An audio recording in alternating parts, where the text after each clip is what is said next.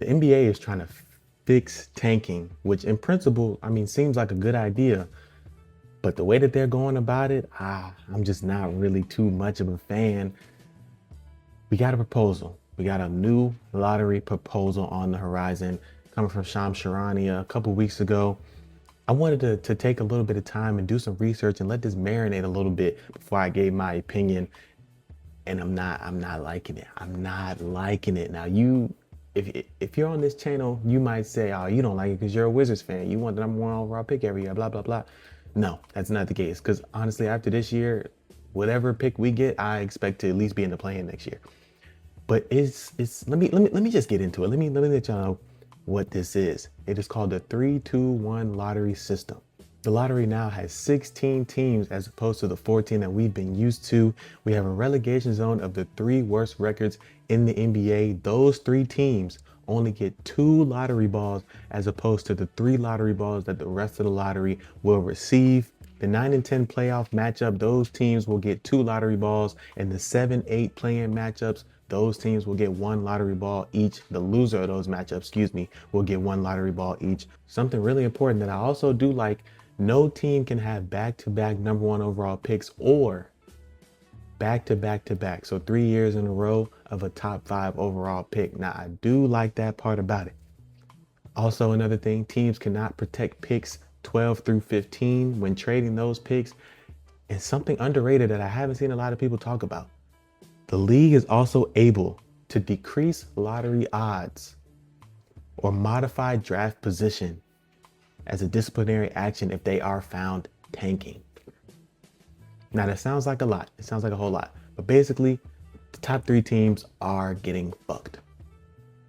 Just no better word. The top 3 teams are getting fucked. There's basically little to no incentive to be one of the worst 3 teams in the league, which I mean, I guess would essentially fix tanking like they want.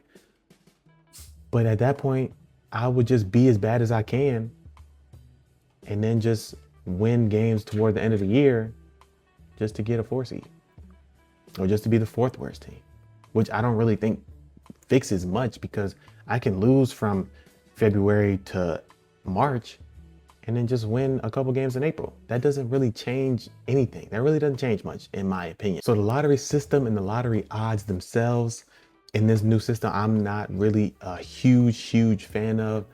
I personally think we could have probably kept the lottery system that we're in right now and, added the changes of, I really like the change. You can't have back-to-back number 1 overall picks and you can't have back-to-back top 5 picks. I think adding that to the system that we have now would be better than this new system that they have from scratch. Or even they can keep this same system, but just keep better odds for these bottom 3 teams, or at least make them the lowest that they can fall. Let's say just say 6. Say the top 3 teams can only fall as far as 6.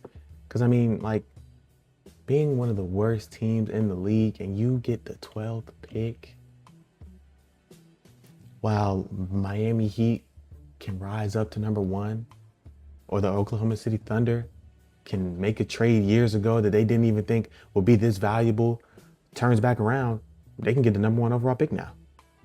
Like, it doesn't benefit actual bad teams. Now, I understand tanking is the main culprit of the main reason that this is happening, but there are bad teams in the league. Like, there are legit bad teams in the NBA.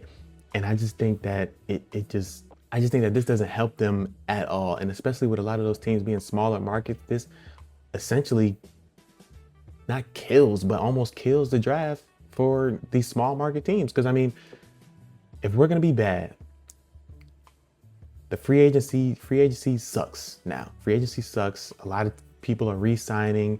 It's not, this big fiasco that it once was, like in 2016 and, the Braun decision, it's not the big show that it used to be.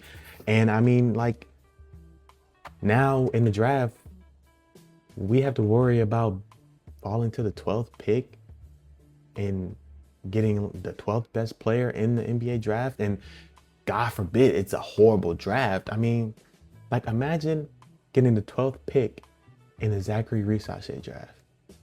if you're like, let's say you're the Sacramento Kings of this year, the draft class that's coming in is Sarr, Risa Shea, Castle, that kind of draft. They're projected for the number 1 overall pick. They fall to 12 in the draft class of 2024 that we know it was not deemed one of the strongest draft classes at that time.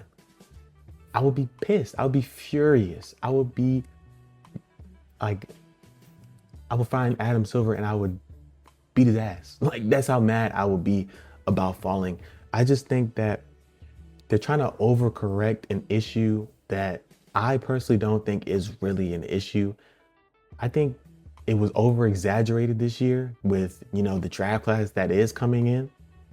This is a really strong draft class, or at least it was, during the season. Obviously, some people have decided to go back to school, so the class has gotten a little weaker, but especially at that top 3, the top 3 to 4 is super, super strong in this draft. We probably have 4 like stars at that top. Like, all 4 of them can be stars, all stars, maybe all NBA level players.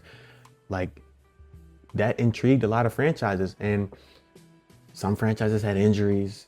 Some franchises were just bad.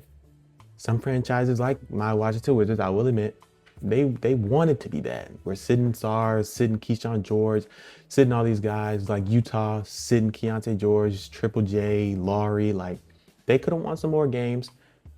But I think that when you make the moves that Utah did and the Wizards did, why not give yourself one last chance to say, okay, like, this is the last year we're doing that losing shit. After this year, done.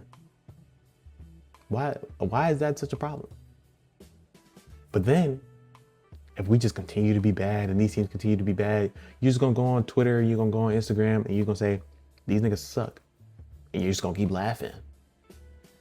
Like, why can't we have a chance? Why can't these small market teams and these teams that have been bad for decades and eons and centuries, why can't they have a chance? And why can't that chance be built through the draft? At the end of the day, man, we just gonna see how this goes. I think it's only supposed to be for like a 2-year trial period. I think beginning next year, once this, this vote comes, I think on the 28th, the owners are voting on this proposal. And I mean, it's looking like it's going to be approved and be passed. And I think, as soon as next year that they're going to put this into effect. So we just got to see how it goes. And I'm not very optimistic. Like I said, I don't really like this draft system. I think that it's just too much at one time, but we'll see how it goes. And I mean, hopefully, I guess it figures out the tanking problem for the NBA.